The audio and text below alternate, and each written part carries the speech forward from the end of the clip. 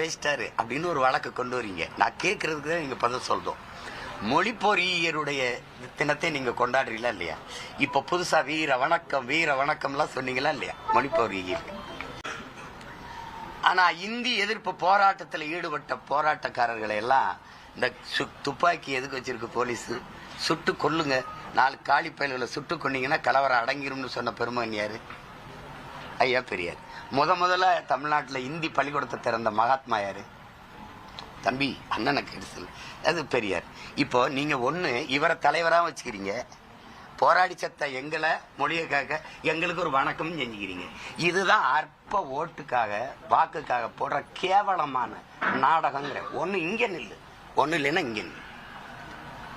கேட்கறதுக்கு பதில் இருக்கா? இருக்கணும்ல.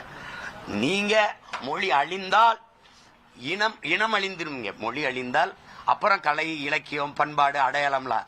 இனம் அழிஞ்சிட்டு அதுக்கப்புறம் இருந்தா என்ன இல்லைன்னா என்ன? மொழி அழிந்தால் கலை இலக்கியம் பண்பாடு அடையாளம் எல்லாம் அழிஞ்சிரும். அழிந்தால் இனம் அழிஞ்சிரும், அதான் கடைசி. அப்ப அந்த இனம் அழிஞ்சிரும் தெரியும்ல. இந்த மொழி சனியன், இதை விட்டு ஒழியுங்கள் அப்படின்னு சொன்னா அதை ஏற்கிறீங்களா எதுக்கிறீங்களா? நீங்க தான் சொல்றீங்க மொழி அழிஞ்சா இனம் அழிஞ்சிரும்டா, எதுவுமே இருக்காதுறாங்க. அந்த மொழியை அழிங்கன்னா இன அழிப்பு தானே அது. அதை சொன்னவரை தலைவராக இருக்கிற நீங்கள்